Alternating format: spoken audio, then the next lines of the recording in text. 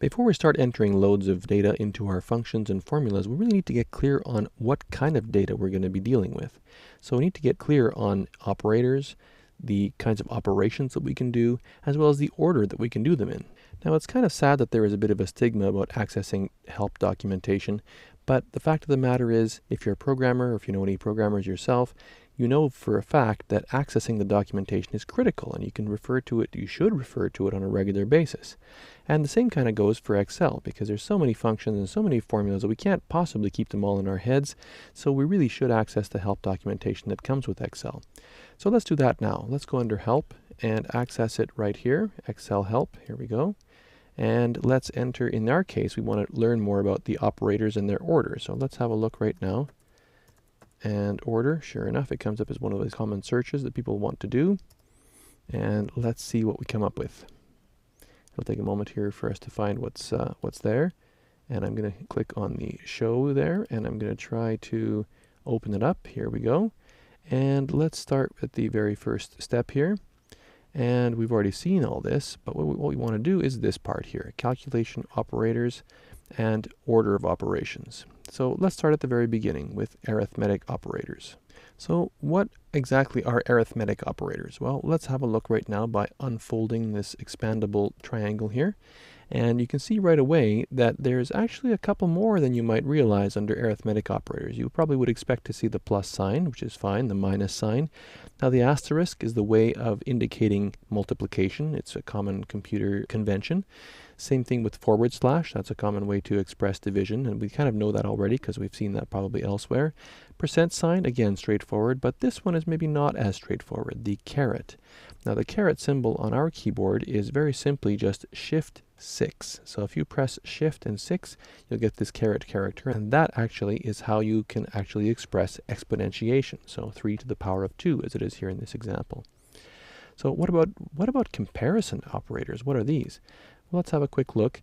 Now, typically, these are operators where you can actually compare two values and come up with an actual result that is true or false. So kind of a Boolean kind of idea, if you know what that means. So things like equals, you can compare things to see if one is equal to the other. You can see if one is greater than the other or less than the other. And greater than equal to, less than equal to, as well as not equal to. So these are the ways to express or to test to see if something is true or false. But we also need more functions to deal with this kind of thing. We need to use things called if functions. So we're not going to go there quite in this course, but it just gives you a bit of a sampling of things that you could potentially explore on your own. Join operators, what are those? Let's have a quick look.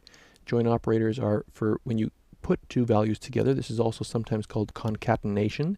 So the ampersand helps you to join text values together. And reference operators. Now the reference operators are simple little operators that simply tell us there is a range of characters or a range of cells here. The comma, as we've seen before earlier, and also single spaces. In some cases we put single spaces between things in order to indicate some other kind of a reference. So what about order of operations? Well, here is what we need to look at now to understand how this works. Now, if you happen to have a very good memory and you can remember all the way back to high school, you may remember something about bed mass. So something like brackets, perhaps you might have ped mass, which is parentheses, exponents, multiplication, division, addition, and subtraction. Well, that's part of this. There's actually a little bit more to that when it comes to Excel and also often in most programming languages as well. So let's have a closer look here. What is processed before we get to the actual arithmetic operators? So the first thing that we can process is, of course, the colon. So we have to see the references and the commas, as well as the spaces. Now, the next thing that actually gets processed is minus signs. So be very careful with this because the minus and a space is actually a subtraction. Whereas if there is no space, you can see how there's no space here, and that's actually a negative number. So be very careful. So I'm just going to do an example right here. If I type in, let's say, -5 with no space, and I press enter, then that's fine. Excel recognizes that as a negative number. If I put a space in there, watch what happens now. Well, it assumes that I'm actually entering a negative value.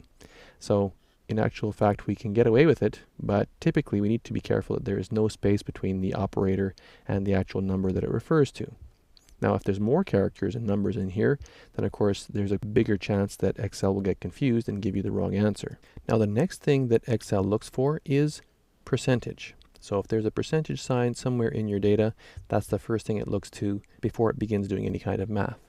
And now, interestingly, right here, there is no mention of brackets, but this is where the BEDMAS would begin, because we want to do brackets or parentheses first before we do exponentiation, which is the caret symbol again, the shift 6 or capital 6 if you want to think of it that way.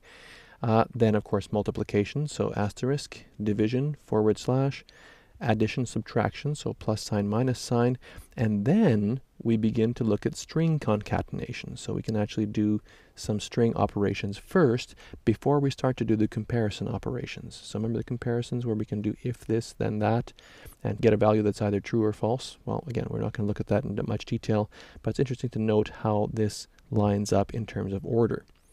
So let's just try a quick example here, and we're going to try and introduce the bracket because that's not shown clearly here. And let's do a little bit of math right now. Let's do it without brackets and see what the result is that we get. So let's do a formula, and let's type in equals -5 times 3 minus 7. And let's see what Excel tries to do for us, and it gives us 22. So I'm just going to take this whole cell here, I'm going to copy it, and I'm going to paste it down below here, which actually also pastes the values as you can see here. And for this, I'm going to do something a little bit different. I'm going to put the brackets around these characters here, and then let's see what the result is now. So the result is different, and it's positive. So the brackets are able to force the order of operations to change depending on where I put them. So not only is this documentation helpful in helping us get our heads around the order of operators and which operators exist, but it also helps give us other information as well. So here are some actual examples, very similar to what I just did here in the document. It does it without brackets, with brackets, and then takes it one step further and actually takes into account functions as well as cell reference values and gives you a sense on how that could work. So that's actually quite useful because it gives you a better insight into how these operators fit together. Now you can take this even further and you can have a look at some other information as well. Now this is also very useful too. You can see that essentially, even though these values are in quotation marks, which indicates that they're actually text, Excel is able to actually guess that these could be or should be numerical values and then is able to still do math on them. So that's kind of an amazing thing, because typically if you're doing programming in a computer, you try to do math on a letter, it's going to cause problems. Same thing over here. When you have something in a typical format that Excel can recognize, so in this case it's a $4 string, it's actually text, but since it looks sort of like it should be money, then Excel is able to tell that, okay, well, this must be a number, and I'm going to guess that this is probably 5. And in this case, it gets it quite right. Same thing with the month. Subtract one month from another month. Bit of a strange thing you can do, and it actually gives you an answer. Now, sometimes you'll also even see these kinds of things. You'll see a value with an exclamation mark, actually with a pound sign at the beginning. That's actually an alert of some kind of function that Excel simply cannot do. So in this case, try and take the square root of a text string that says 8 plus 1. That's going to cause serious problems. So these are the kinds of interesting things you can find in the help documentation which you wouldn't know about otherwise. So even when you're finished with this course, you can continue teaching yourself by going through the documentation and also practicing and finding out how things work and don't work. So I can't encourage you enough to explore the documentation on your own. Don't feel bad about it. There's no shame in checking the documentation. It's amazing what Excel can do. Okay, that's enough for my rant about all the exciting things you can find in the documentation. The main thing we were focusing on, of course, was just to try to get the idea of which operators we can use and what the order is that we can use them in. So that we got, so now we're good to go.